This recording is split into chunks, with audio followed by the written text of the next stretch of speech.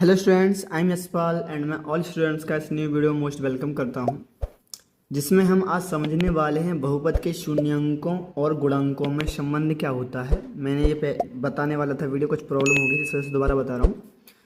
तो इससे पहले हमने 2.1 प्रश्नावली पूरी सॉल्व कर ली है, इस चैप्टर का इंट्रोडक्शन भी कर लिया है। यदि आपने वो वीडियो नहीं देखी है तो जाके देख सकते हैं। तो चलिए हम आज क्या समझेंगे इस वीडियो में कि बहुपद के शून्यांकों और गुणांकों में संबंध क्या होता है, वो हम समझने वाले हैं। सबसे पहले हम क्या समझेंगे भाई, शून्यांक। तो शून्यांक क्या होता है बहुपद में? तो देखिए, शून्यांक होता है एक्स का वह मान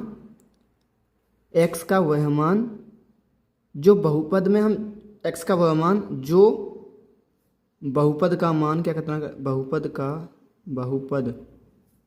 का मान शून्य कर दे।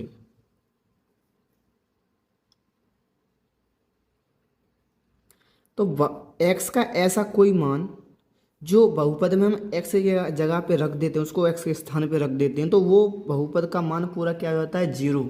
तो उसी को हम क्या बोलते हैं, बहुपद का शून्यांक बोलते हैं। बात समझ में आ गई ना अच्छे से? ठीक है। अब गुणांक क्या होता है भाई, गुणांक समझ लीजिए। शून्यांक समझने के बाद क्या समझ लीजिए, गुणांक समझ लीजिए। अब गुणांक क्या होता है? तो गुणांक जो x के साथ होता है उसको हम गुणांक बोलते हैं। ठीक है, x के जो साथ है, जिसमें x के साथ गुणा हो रहा है। तो जैसे कि मैं यहाँ पे वो लिखता हूँ, उससे समझ में आएगा। जैसे मैंने यहाँ पे लिख दिया एक्स स्क्वायर प्लस 4x और प्लस 6, मैंने ये लिख दिया। ठीक है, ये मैंने एक बहुपद लिख दिया। तो इस बहुपद में एक्स स्क्वायर का गुणांक क्या है भाई, ये इसके जो साथ वैल्यू है वही इसका क्या है, गुणांक। तो इसका गुणांक कितना है, 2। इस एक्स का गुणांक कितना है, 4। ठीक है, तो ये इसके क्या होते हैं भाई, गुणांक होते हैं। तो गुणांक मतलब क्या होता है, जो एक्स के साथ वैल्यू है, उसी को हम क्या बोल देते हैं, गुणांक बोल देते हैं। ठीक है, तो ये होते हैं शून्यांक और ये होते हैं हमारे गुणांक। तो गुणांक मतलब कि जो एक्स के साथ जो भी नंबर है वो गुणांक है, और शून्यांक क्या होता है, एक्स का वह मान जिससे बहुपद का मान जीरो हो जाता है, उसको हम शून्यांक बोलते हैं। अच्छा, अब सबसे पहले हमें बहुपद दे रखा है, तो बहुपद में शून्यांक निकालना आना चाहिए कि शून्यांक निकालते कैसे हैं। तो चलिए पहले मैं एक बहुपद लिखता हूँ, फिर हम उसके शून्यांक निकालेंगे, उसके बाद समझेंगे हम बहुपद के शून्यांकों और गुणांकों में भाई क्या क्या संबंध होता है। तो हम करते हैं, सबसे पहले देखो समझते हैं। एक बहुपद लेते हूँ, मैं बहुपद लेता हूँ। तो बहुपद है हमारा 3x square plus 5x minus 2। ये एक बहुपद मैंने लिख लिया।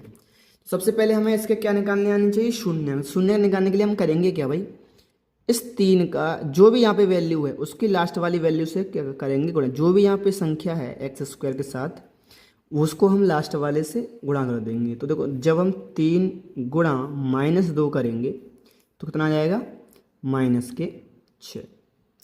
तो अब हमें -6 को इस प्रकार तोड़ना है कि गुणा करने पर तो -6 आ जाए, भैया और जोड़ने और घटाने पर कितना आ जाए, 5। क्योंकि भाई इस टर्म को तोड़ते हैं हम, करते क्या है, मध्य पद को तोड़कर बनाते हैं। ठीक है, करते क्या है, जब भी हम शून्य का निकालते हैं तो जो बीच वाला जो पद होता है उसको हम तोड़ते हैं, मध्य पद को हम तोड़ते हैं 2 भागों में। ठीक है, तो भाई 6 को हमें इस प्रकार तोड़ना है कि गुणा करने पर तो 6 ही हो माइनस के, और जोड़ने या घटाने पर हमारा कितना आ जाए, 5 आ जाए। तो देखो, माइनस के कब बन सकते हैं, 6, जिसमें एक संख्या प्लस की होगी और एक संख्या माइनस की होगी। ठीक है, तभी बन सकते हैं। तो हम करेंगे क्या, 6 को हम जानते हैं 2 3 6 होता है, 2 3 6 होता है। अगर देखो, अब मैं 2 3 6 लिख रहा हूँ, ठीक है, तो ये भी प्लस के लिखूंगा, ये भी प्लस के लिखूंगा। तो 2 3 6 प्लस प्लस, तो यहाँ कितना बन जाएगा, प्लस का ही 6 आएंगे। हमें किसके लाने हैं भाई, माइनस के 6 लाने हैं। हमें किसके लाने हैं, माइनस के 6 लाने। तो इस वाले जोड़े से 5 तो बनने हैं, वो भी प्लस के बने, लेकिन ऊपर 6 नहीं आ पा रहे माइनस के, वो भी तो। अगर मैं इन दोनों को माइनस माइनस ले लूँगा तो ऊपर प्लस हो जाएगा, अगर प्लस माइनस लूँगा तो बात बनने वाली है नहीं। तो इस जोड़े से तो बात बननी नहीं। और कब आते हैं 6, एक आता है 6 एकम 6। अब ये देखो, यहाँ पे अगर मैं माइनस का 6 ले लूँ और प्लस का 1 ले लूँ, तो 6 एकन 6 हो जाएंगे, वो भी किसके हो जाएंगे, माइनस के। और 6 में से एक घटा देंगे तो कितना बचेगा, 5। तो हमें किसके लाने हैं, प्लस के। तो हमें यहाँ पे ये लेने पड़ेंगे प्लस के और ये लेना पड़ेगा माइनस का 1। ठीक है, तो हमने इसको, इसमें हम 5 को किस में तोड़ेंगे, +6 और माइनस 1। x से पहले कभी 1 लिखते नहीं है, तो मैंने यहाँ नहीं लिखा, -2। अब इन दोनों में क्या कॉमन दिखाई दे रहा है भाई हमको, और इन दोनों में से कॉमन लेंगे तो इसमें दिखाई दे रहा है 3 और x भी है, तो यहाँ लिख लेंगे x, 3x। तो यहाँ क्या बचेगा, 3 एकन 3, 1 बचा, और x क्योंकि x की पावर 2 थी और 1 ले लिया तो 1 बचेगा, और 3 दूनी 6, 3 दूनी 6। अब यहाँ से क्या कॉमन ले सकते हैं, कुछ भी कॉमन ना हो तो हम हमेशा क्या लेते हैं, जो चिन्ह यहाँ लगा लो -1 ले लेंगे। अगर कुछ भी कॉमन नहीं होता है तो क्या लेना है, हमेशा कॉमन 1 लेना है। तो अब देखो, अब ये हमने माइनस का 1 लिया तो साइन क्या हो जाएंगे, चेंज हो जाएंगे। ये प्लस में माइनस में है तो ये प्लस, ये माइनस में है तो ये भी प्लस। तो ये दोनों हमेशा कैसे आते हैं, ये सेम आते हैं दोनों, ये दोनों सेम आते हैं। तो आप एक कोष्टक में लिख लोगे x + 2 और एक कोष्टक में क्या लिखोगे, 3x - 1, 3x - 1। ये अब हमें शून्य निकालने के लिए क्या करना पड़ेगा,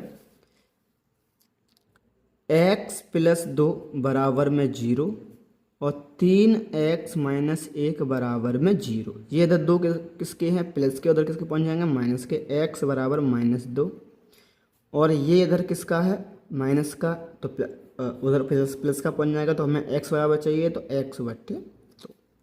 तो x के क्या शून्यांक निकले भाई, x के शून्यांक निकले -2 और (1/3). तो ये x के क्या निकल आए भाई, शून्यांक निकल आए। ठीक है, इस प्रकार हमको क्या निकालने हैं, शून्यांक निकालने हैं। ठीक है, अच्छा इस सवाल में अभी हम गुणांक समझेंगे। तो सबसे पहले हम अब क्या समझने वाले हैं, अब हम समझेंगे बहुपद। अब एक बात समझ लो आप, कौन से बहुपद की बात कर रहे हैं हम, द्विघात बहुपद। ठीक है, कौन सा कर रहे हैं हम, द्विघात बहुपद, द्विघात बहुपद, द्विघात बहुपद की बात कर रहे हैं हम। तो द्विघात बहुपद में जो शून्यांक निकलेंगे भाई, वो 2 शून्यांक निकलेंगे। कहने का मतलब ये है, जिस बहुपद की बात हो, अगर रैखिक बहुपद की बात हो रही है तो उसमें x का मान 1 निकलेगा, और अगर x द्विघात बहुपद की बात हो रही है तो 2 निकलेंगे। अगर त्रिघात बहुपद की बात हुई तो शून्य कितने निकलेंगे, 3 शून्य निकलेंगे। तो पहली बात क्या होगा भाई, ये इसके शून्य कितने निकलते हैं, द्विघात बहुपद के 2 निकलेंगे। इसके बाद इसका जो रूप होता है द्विघात बहुपद, वो कैसा होता है, वो होता है ax² + bx + c। ठीक है, ax² + bx + c ये होता है। ओके, तो अच्छा इसमें ये क्या है, गुणांक है, ये x² गुणांक a है, ये b है और ये c है। अब हमारे पास क्या था, वो ये था 3x² + के 5x - 2, ये था। तो इसमें 1 का गुणांक कितना है, क्योंकि x की जगह पे तो x रहेगा, 1 की जगह पे क्या आएगा 3, तो यहाँ पे 3। एक बात तो यहाँ ध्यान रखनी है कि a बराबर कभी 0 नहीं हो सकता, बस ये बात ध्यान रखना आप। ठीक है, और यहाँ पर b का गुणांक क्या दिखाई दे रहा है आपको, 5, और c का गुणांक क्या दिखाई दे रहा है आपको, -2। ठीक है, ये इसके गुणांक हो गए। अब संबंध क्या होता है, अब हम संबंध समझते हैं क्या होता है भाई। तो देखो, मान के चलते हैं जो भी इसके शून्यांक निकलते हैं उसको हम क्या मान लेते हैं, अल्फा प्लस बीटा मान लेते हैं। पहला अल्फा और कॉमा बीटा। पहले वाले को हम अल्फा बोल देते हैं, सेकंड वाले को हम क्या बोल देते हैं, बीटा बोल देते हैं। जो भी हमारे क्या निकलते हैं, शून्यांक। ठीक है, शून्यांक को क्या बोल देते हैं, पहले वाले को अल्फा और सेकंड वाले को बीटा। यहाँ लिख दे रहा हूँ मैं, शून्यांक क्या होता है, पहले वाले को हम अल्फा बोलेंगे एंड सेकंड वाले को हम बीटा बोलेंगे। अब क्या संबंध होता है, तो पहली बात, पहला संबंध होता है शून्यांकों का योग। योग का मतलब क्या होता है, शून्यांकों का योग, शून्यांकों का योग। तो वो बराबर होता है भाई -b/a के। अगर हम इसको और शॉर्ट में लिख देते तो शून्यांकों का योग, हमने शून्यांक क्या मान लिए, अल्फा और दूसरा क्या मान लिया बीटा। इन दोनों को जोड़ देंगे तो क्या आ जाएगा वो -b/a। पहला तो ये रिलेशन हो जाता है, ठीक है। दूसरा रिलेशन क्या होता है भाई, शून्यांकों का गुणनफल, शून्यांकों का गुणनफल। तो वो क्या होता है, वो होता है c/a।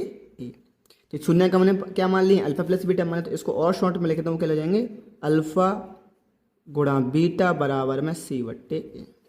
तो ये होता है हमारा संबंध किसमें, अल्फा और बीटा में। अब हमने एक क्या किया है, बहुपद किया है, उसका हम देखो निकालते हैं। तो क्या होता है शून्यांकों में गुणांकों में संबंध कि अगर हम शून्यांकों का योग करेंगे तो वो किसके बराबर आएगा, -b/a के बराबर आएगा। यदि हम शून्यांकों का आपस में गुणा करेंगे तो वो किसके बराबर आएगा, c/a के बराबर आएगा। तो देखो हमारे शून्यांक क्या निकले थे, 2 ये निकले थे, और हमारे पास ये दे रखे हैं ABC के मान। तो पहले क्या करेंगे भाई, हम पहले जोड़ेंगे। तो अल्फा की जगह पे क्या है, पहला क्या है 2 है, तो यहाँ लिखेंगे हम -2। फिर दूसरा क्या है, तो इसको हम +1/3, और ये किसके बराबर होता है, -b/a। तो b का मान कितना है 5। देखो माइनस की जगह माइनस रखो हमेशा, b की जगह मान कितना 5, ठीक है। और a का मान कितना है 3, तो यहाँ लिख लो आप 3। इसका एलसीएम लेंगे तो इसका जो एलसीएम है वो क्या आ जाएगा आपका, वो आ जाएगा 6। कितना आ जाएगा, 6 एलसीएम आ जाएगा। तो देखो यहाँ इसके नीचे एक होगा, तो सॉरी 6 नहीं 3 आएगा, एलसीएम 3 आएगा। तो -2, 1 का 3 ही बच जाएगा, 3 + 1 गुणा 3 का 3 कितनी बच जाएगा, 1 बार, और बराबर में -5/3। देखो 3 दूनी 2 3 6 माइनस के +1 और बट्टे में 3 बराबर में -5/3। तो 6 में से 1 गया तो माइनस की वैल्यू बढ़ी, तो माइनस साइन आ जाएगा, बराबर में -5/3। दोनों सेम आ गए। तो पहला रिलेशन ये हो गया। सेकंड रिलेशन क्या होता है, शून्यांकों का गुणनफल। मतलब कि जो भी हमारे शून्य निकले हैं उनका आपस में गुणा कर देंगे। वो किसके बराबर होते हैं, वो होते हैं हमारे c/a के बराबर। तो हम यहाँ पे क्या कर रहे हैं, गुणन कर रहे हैं। तो पहला क्या था हमारा, पहला था -2, और फिर हमको गुणा करना है, ठीक है, -2 फिर हमको गुणा करना है। दूसरा क्या है 1/3, तो 1/3 हमारा है। ये किसके बराबर होता है, c का मान कितना दे रखा है यहाँ पे -2, तो यहाँ लिख लेंगे -2। और a का मान हमें पता ही था 3 था, तो हमने यहाँ लिख देंगे 3। देखो इसके भी नीचे एक होगा, गुणा वाली भिन्न में क्या होता है, अगर ऊपर नीचे से कटी तो काट दो, वरना कोई बात नहीं है। तो 2 एकन 2 माइनस के आ जाएंगे, और 3 एकन 3 बराबर में -2/3। तो ये रिलेशन होता है हमारा इसमें शून्यांकों में, ठीक है। तो इस प्रकार हम बहुपद के सबसे पहले क्या निकालते हैं, शून्यांक निकालते हैं, फिर चेक करते हैं इसके शून्यांकों और गुणांकों में रिलेशन। इस प्रकार हम करते हैं। आशा है कि आपको बहुत अच्छे से समझ में आए होंगे। यदि कहीं डाउट है तो आप मुझे ज़रूर बताइए कमेंट में, मैं आपको बता दूंगा। तो मैं मिलूंगा आपसे एक नई वीडियो में 2.2 के प्रश्न के साथ। तब तक के लिए जय हिंद, जय भारत।